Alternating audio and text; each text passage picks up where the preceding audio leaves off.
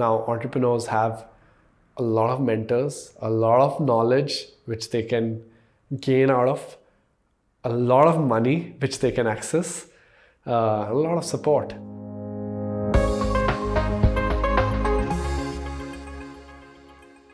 Hey guys, welcome to Backstage with Millionaires. I'm Caleb, your host, and today is a very special episode of the show because it's our 100th episode of Backstage with Millionaires. We started filming these episodes back in December of 2018, and the first guest that we ever interviewed, this is the 5th video that we posted, but the first interview that we ever shot was with Yatin, who is the founder of CoworkIn. They're a co-working space startup. And then also he is the MD of Gen India, and he also chairs Gen Asia as well. So you started CoworkIn back in, I guess it was eight years ago now, right? So that would have been 2011. That's right. Right. And you've sort of seen the startup ecosystem here in India grow and change, and now being chairing Gen Asia, you've also sort of seen how the ecosystem in Asia has been changing as well. So I'm curious to know, what are some of the trends that you've been seeing over the last 2, 3, 4 years? How has the ecosystem changed? First of all, thanks, Caleb, for having me back on your show. It's so good to see that your startup is finally scaling up. 100 episodes is a big thing. And thank you for putting me on the 100th episode again. Of course, happy to. So, time flies. 1 year has flown, but that's what I think. For me, 16 years have flown, and 8 years just with CoworkIn. However, the way things are moving in India, we have been watching the shift in the ecosystem right from the time I started to 8 years back when I got into this business, to about 4 years back when I took over the reins of Gen to now. So, there was nothing about 8-9 years back. Like, yes, there was some startup buzzword in cities like Bangalore. Delhi was just at the starting point, or rather I would say it was restarting after the whole 2008-9 depression. But things were very nascent. We were still figuring out what to do. But I think the whole telecom revolution, the whole smartphone era has taken this whole industrial revolution 4.0 to the next level. And what we are getting to see now is very, very exciting time, how things have evolved, how entrepreneurs have matured, how people like me have moved on to the 6th or the 7th or the 8th venture, and how we have been helping so many entrepreneurs start up their journeys, and how those first generation entrepreneurs are onto the 2nd or 3rd venture, and how the venture capital money or the angel investment money is being poured back into the system, how there is a much better risk appetite for the investors and even for the entrepreneurs who have made their money, who are putting money back on the future talent. So those are some of the key highlights which we are getting to see now in India. Startups and entrepreneurship is becoming more mainstream. People are talking about it. People are accepting it. There are more and more people who want to work for a startup than working for a larger corporate. So there is a lot of excitement. There are too many people who are watching us. The government has become your friend all of a sudden. So these are the things which never existed even 5 years back. Yeah, I remember you telling me during our first episode that we shot that, I mean, you were there sort of at the very beginning, right? You didn't really have anyone to look to. I mean, you could look at the US maybe, for example, but within India, this was sort of like you were blazing a new trail, specifically for you in the co-working space, but pretty much everybody in their respective industries was very much like they were all pioneers, right? Whereas now, I think, early stage entrepreneurs can look to people like yourself and look to other sort of veterans, startup veterans, entrepreneurs that have been there, done that, and sort of see what works, what doesn't work, what makes sense. So what are some of the things that very recently early stage entrepreneurs have been doing that maybe people like yourself starting CoworkIn back 8 years ago didn't do, things that they've been able to learn from? And I think the biggest asset which the entrepreneurs have today is support and the appreciation that never existed for us, right? Even when we were starting up, like when I remember 8 years back when I got into the co-working business, no one knew what it was, and everyone was like, "What the hell? What are you doing? Does it really work? We don't think it's a good idea. Why would I like to work out of a shared office space?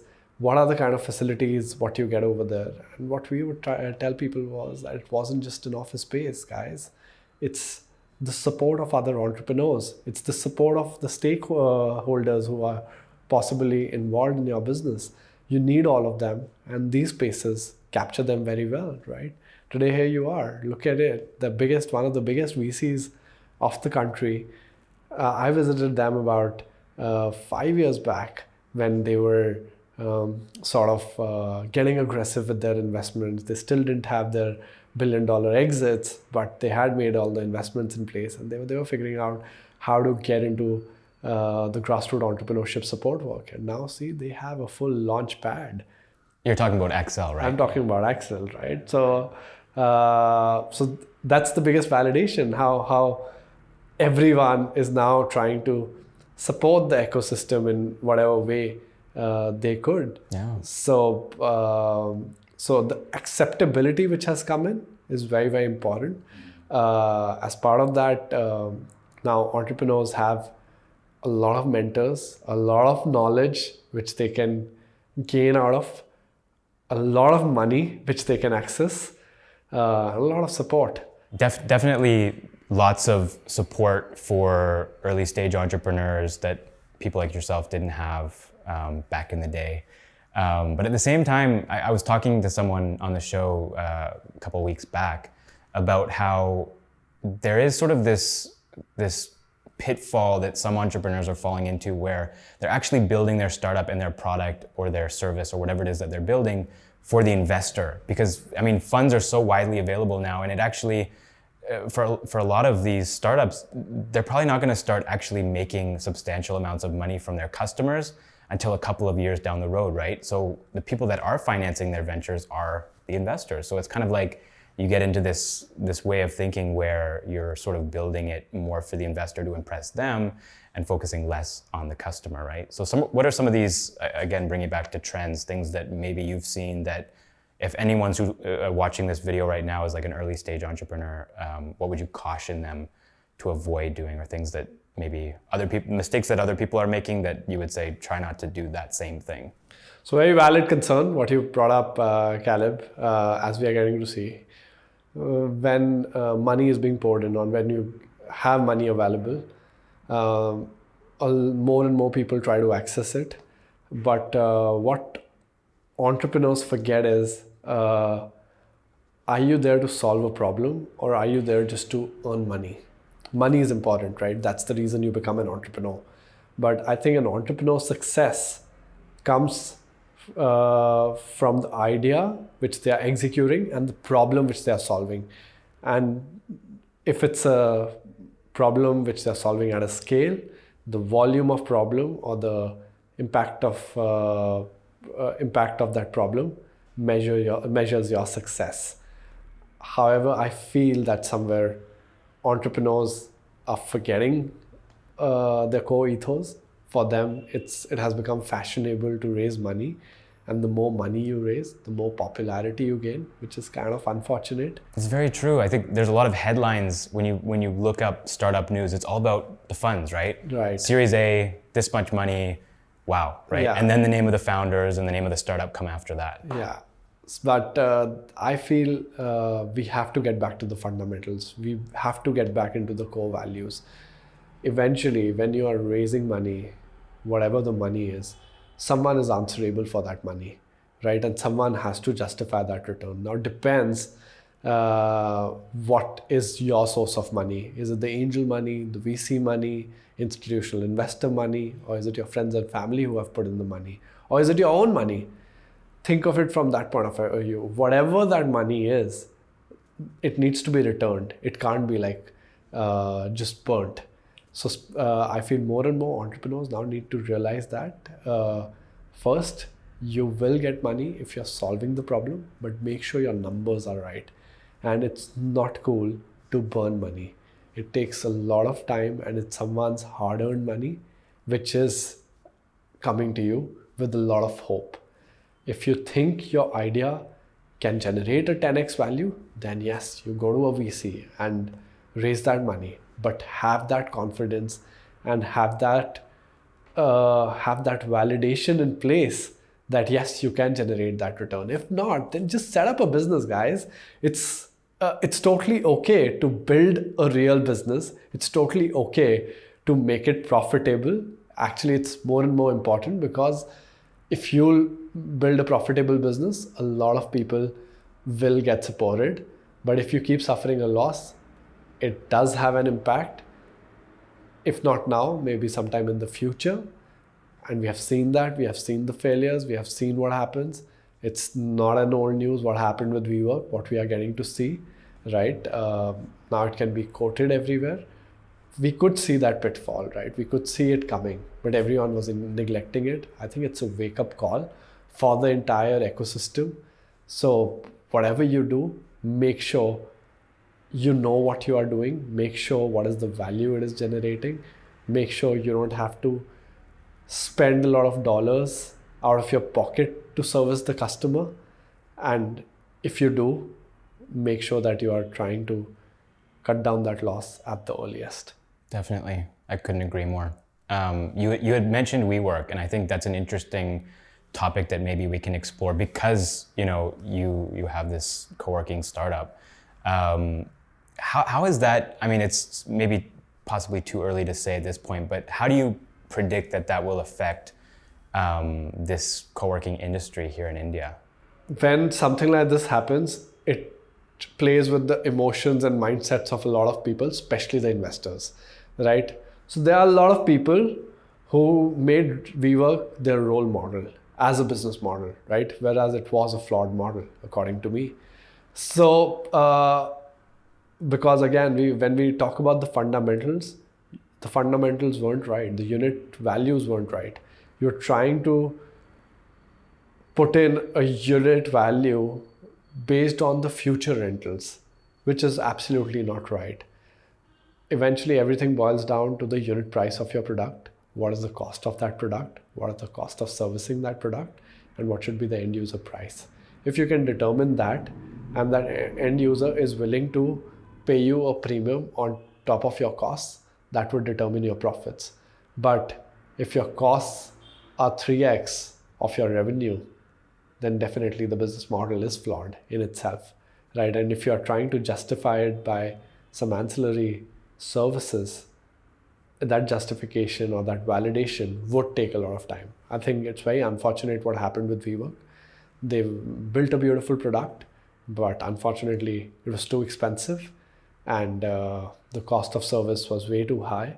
And now what we are getting to see is its impact on the entire ecosystem and on the entire investor community. However, I don't think we should get disappointed. It's a good learning for everyone. The industry is still good. It's still growing. The growth is phenomenal. There are way too many stakeholders who are involved in it. There are way too many people who are looking for such spaces. If you can build your product right, and if you can keep the pricing right, you'll be the king. Another question that I have about co-working, and also just like the startup ecosystem in general, is how do you think things are sort of trickling down into tier 2 and tier 3 cities? Because I'm based out of Bangalore and I travel to Delhi every now and again, but I haven't really gotten a chance to see what's going on in these tier 2 and tier 3 cities in India. So it's very, very exciting stuff. As I told you, I'm in Bangalore right now. I was in Kochi for 2 days before this. What I'm getting to see is a completely new India and a completely new landscape. I landed at Kochi airport on Wednesday evening. It's a freaking international airport, which was packed. So many flights from all parts of the country, as well as from Middle East. And as you pass through the city, so much was going on, right? Like the city looked like a developed city. I didn't find it to be a small town which is yet to develop. Which is what people maybe used to think about tier 2, tier 3. Absolutely. And you know, what was the best thing to see over there? I met 12 founders over the last 2 days. They were a part of one of our startup competition. Average age was between 38 and 42, I think. Average experience was over 15 years per founder. These are experienced guys, worked for large IT companies in Bangalore, worked for finance companies or some good companies in the Middle East or other parts of the world. They are moving back to their hometown because they feel they can build a venture out of their home state or their home city. That's a big shift. And that's a very, very positive shift because these are the guys who are well exposed, understand how businesses or enterprises are to be built. They are going back to their roots and they are creating employment there and they are trying to drive the economy over there. Now that's what I call Israel India, and that's what is happening in India.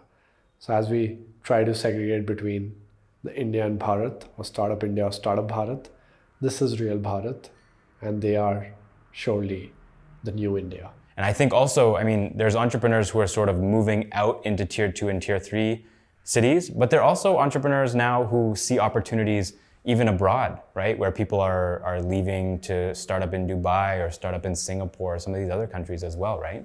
Absolutely. So that's one thing which we do well at Gen, which is providing market access to entrepreneurs around the world. We are in about 170 countries. I have been fortunate enough to lead the operations for Asia. So as part of that, I have gotten multiple opportunities to travel across Asia. I've seen the growing trends. I've seen how things are shifting. And what I can tell you is Asia is far, far ahead in its fintech and digital game as compared to the West. We are already about 5 to 8 years ahead. The kind of digital solutions which we have adopted around this region are phenomenal, are crazy, are real, and they are taking economies to another level. And it's happening very quickly too, right? Like, absolutely. I remember I came to India like about 3 years ago for the first time. I don't even think, I mean, probably Paytm was around, but like that was kind of it, right? Like if you wanted to get places, usually you had to use cash or you know, your credit card, but like in terms of like mobile payments, I don't think that was really, correct me if I'm wrong, but I don't think that was really as much of a thing as it is now. Like these days I don't carry cash, you know? And I think you can pretty much travel to a lot of places in Asia without carrying cash, right?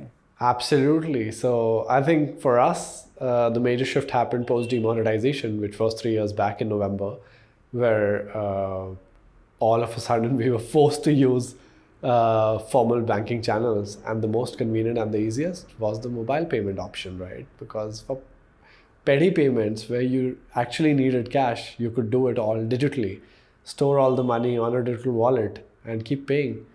And that's where I think companies like Paytm or PhonePe and MobiKwik got an early advantage. But now the whole fintech scenario or the fintech game is at another level where you are actually driving data analytics. People are predicting your spend history, and based on they're analyzing your spend history, and based on that you are getting digital credit. You are able to pretty much do anything, transfer money from any part to any part of the world without really worrying about the currency fluctuations and the exchange rates. And there's more of these common currencies which are being developed, and that's going to drive the future. I was in Singapore last week. I was attending Switch and FinTech, the two largest conferences in Southeast Asia. And first I entered Singapore. I didn't have cash when I landed the city. I was there for 4 days. I didn't require cash at all at any point. For that matter, even to use public transportation, I could simply use my credit card, tap it on the machine and tap out during exit, and I was done.